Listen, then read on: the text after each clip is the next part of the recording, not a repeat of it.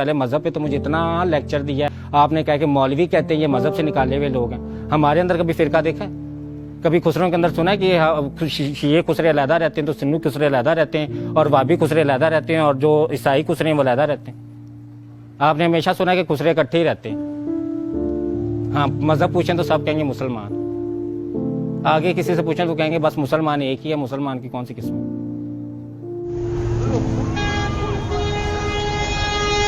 Camera آن ہے، بتا تو دیں گے۔ ان لوگوں کو آپ کہتے ہیں کہ تمہیں مذہب کا پتہ ہے؟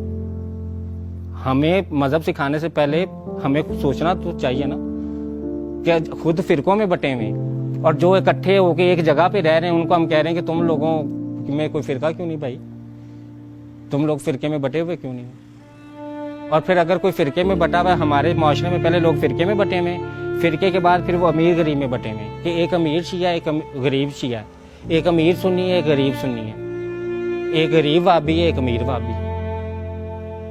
تو پہلے ہم فرقے میں بٹے، پھر ہم امیر امارت اور غربت میں بٹے، پھر امیر جو لوگ تھے انہوں نے غریبوں پہ قبضہ کر لیا، ٹھیک ہے، ان کو اپنا غلام بنا لیا، اپنا کام کروا رہے ہیں، اور انہی غریبوں کو جب یہ ڈر ہے کہ بھی یہ اکٹھے نہ ہو جائیں تو ان میں لڑائی ڈلوانے کے لیے فرقے کی پھوٹ ڈالی ہوئی ہے کہ وہ خود فرقے کی جنگ میں لڑے رہیں اور باقی سارے بڑے آپس میں بیٹھ کے میٹنگیں کریں، وہ آپس میں ایک دوسرے کو قتل نہ کریں، وہ مذاکرات کریں، وہ بیٹھ کے باہمی مذاکرات سے مسئلہ حل کریں۔ تو جو غریب بیچارہ ہے جو ان کی غلامی کر رہا ہے وہ ایک دوسرے کو قتل و غارت میں لگے رہے کہ بھی فرقہ قتل کر دو، اس کو جینے نہ دینا، یہ انسان ہے اس کو جینے نہ دینا، مار ڈالو اس کو۔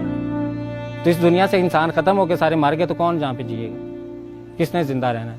اپنا جھنڈ جانوروں کا دیکھ لینا، انسان کو وہ اللہ تعالیٰ کہتے ہیں نشانیاں ان کے لیے جو عقل رکھتے ہیں۔ اگر ہم ارد گرد جانوروں کو دیکھیں نا، اللہ تعالیٰ نے جانوروں کی جھنڈ بنایا نا، دیکھا کبھی فرقے میں لڑتے ایک دوسرے کو؟ دیکھا ایک کتا دوسرے کو کاٹ کھا رہا ہو، یا ایک کتا دوسرے کو کہہ رہا ہو کہ میں تم سے زیادہ امیر ہوں، یا ایک کہہ رہا ہو کہ میرا قد تم سے زیادہ لمبا ہے؟ سارے اکٹھے جھنڈوں میں رہ رہے ہیں۔